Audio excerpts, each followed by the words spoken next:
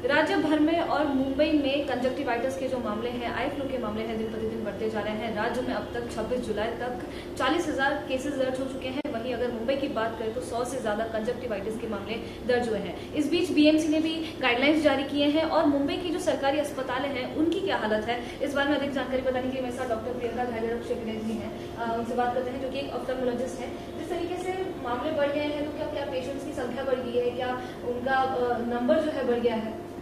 हाँ, जैसे ही ये रेनी सीजन चालू हो गया है, पेशेंट्स का कंजक्टिवाइटिस के पेशेंट्स काफ़ी बढ़ रहे हैं। पहले एक दो पेशेंट्स ऐसे आते थे, पर जैसे बारिश चालू हो रही है around 20 to 25 patients per day in OPD हमें यहाँ पे आते हैं, जो हम उन्हें ट्रीटमेंट देते हैं। उनमें ज़्यादातर तो यहाँ के रेसिडेंट डॉक्टर्स हैं या ट्रीटिंग फैकल्टीज़ हैं, वार्ड बॉय, सिस्टर, इनका भी समावेश है। वैसे भी बाकी पेशेंट्स भी आ रहे हैं और उनके मेनली प्रॉब्लम है कि आँख में पानी आना, जलन होना, आँख चिपकना, लाल होना, सूजन आना।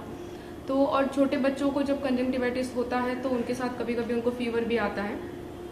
तो ये केसेस अभी बढ़ रहे हैं। जी, तो ये फैलता कैसे है और किस तरह से लोगों को अपना ध्यान रखना है?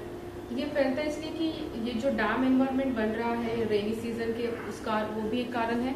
फिर जो फ्लाइज आते हैं, मक्खियाँ आती हैं, या जो बारिश के पानी में लोग भीगते हैं या गंदा पानी आँख में उठता है, उसके कारण ये ज़्यादातर फैल रहा है। और सेकेंड है कि ये संसर्गजन्य है, तो एक व्यक्ति को होता है तो उसका अगर टॉवेल, नैपकिन या उसके कुछ बेडिंग शेयर होता है तो फिर वो ट्रांसमिट होता है दूसरे व्यक्ति को भी। तो इसका प्रिवेंटिव ऐसे है कि आपको अगर इन्फेक्शन होता है तो आपको आँख में हाथ लगाना नहीं है। आपके जो टॉवेल्स, नैपकिन, हैंकरचीफ ये है आपके फैमिली मेंबर्स के साथ शेयर नहीं करना है। थोड़ा सा आइसोलेट रहना है।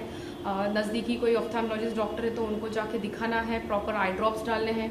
घर में बैठ के कोई घरगुती ड्रॉप या कुछ गुलाब पानी वगैरह मत डालो, उससे प्रॉब्लम बढ़ सकती है।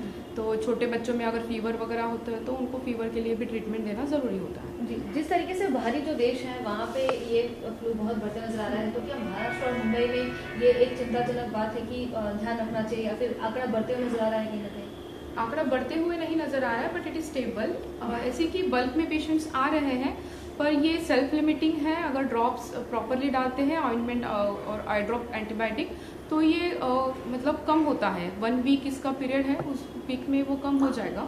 अगर किसी को इम्यून डिसऑर्डर है या किसी को जिसका इम्यूनिटी कम है, उनमें कभी कभी कॉन्डेल इन्फिल्ट्रेट या अल्सर हो सकता है, but it is very less to happen. मतलब क्या पहली बार इतनी ज्यादा संख्या में बल्क में आप जो करें 20-25 पेशेंट्स एक दिन में आ रहे हैं, पहली बार? हाँ, मतलब कुछ सालों पहले इतने पेशेंट्स नहीं आते थे, पर अभी कंजक्टिवाइटिस के पेशेंट्स ज़्यादा आ रहे हैं।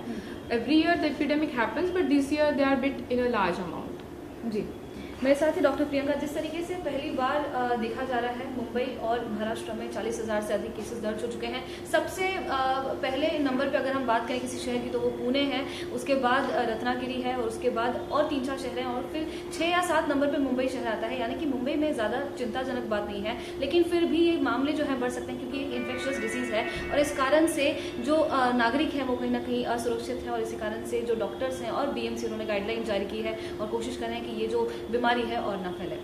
कैमरा पर्सन आतिश के साथ मैं लता शर्मा, एबीपी न्यूज़ मुंबई।